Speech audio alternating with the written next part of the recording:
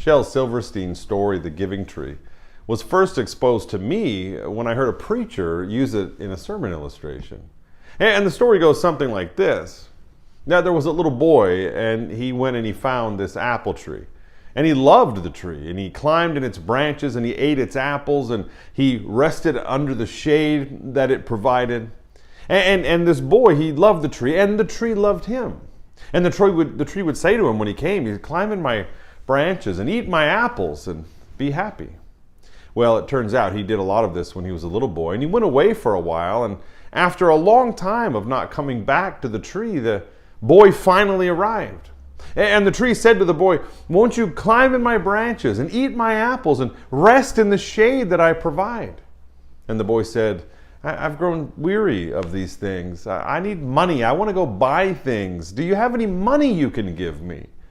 And so the tree said, "I don't have any money, but take all of my apples and go sell them in the market, and then you'll have money, and then you'll be happy."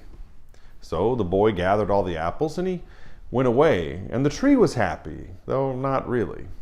So then years went by, and the tree had become sad and lonely, missing the boy. And finally, the boy returned, and the tree said, "Oh, I'm glad you're back. Climb in my branches. Rest under the shade that I provide." And the boy said, "I'm getting too old for those things to make me happy. What I need is a house and a wife and children." And so the tree said, "Well, I only make my home here in the forest, so I can't give you a home, but take all of my branches, cut them down, and go build your house with these things." And so the boy did as the tree said. And he went away, and the tree was happy, but not really.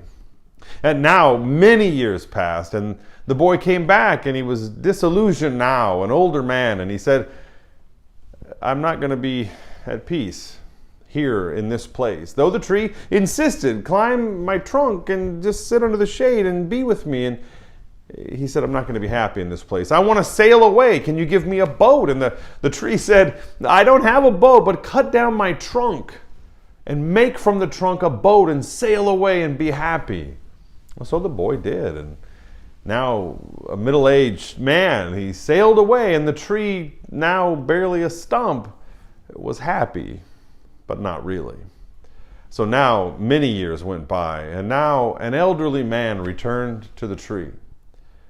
And the tree said, "I don't have any more apples. I don't have any more branches. I don't even have my trunk.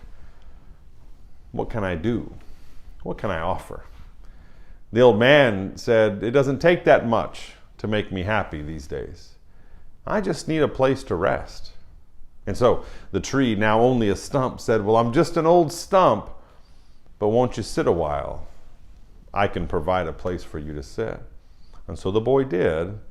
And now the old man, he was at peace, and the tree was happy. You know, the story, written for children, though it illuminates a great many truths, speaks of the giving of oneself fully for another, the giving tree, the tree that was giving everything away for the sake of this boy. It reminds me of Ephesians chapter 2, verses 8 and 9, which will be a primary text for the message this Sunday that I'll be delivering. Here's what it says, Ephesians 2, verses 8 and 9. It says, "For by grace you have been saved through faith.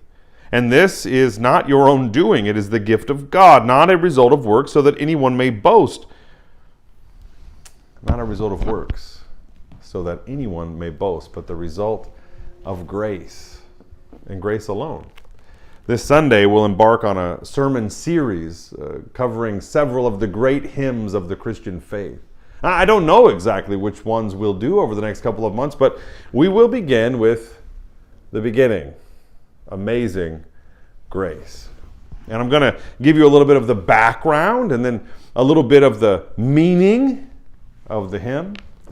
And then we're going to focus on this related text and one other as we examine the amazing nature and character of the grace of God. Imagine this and go with this one thought to meditate upon and pray about as we prepare our hearts for Sunday. Grace, truth, life that comes in Jesus is but us allowing ourselves to be loved by God, the one who loved us so much to send Jesus to the true giving tree, the cross, where by way of his sacrifice, he expressed the full extent of his love for us. And to the cross, he calls us today, saying, it's not because of your works, it's not because of who you are. Come, find rest because you are loved. God bless you today. Amen.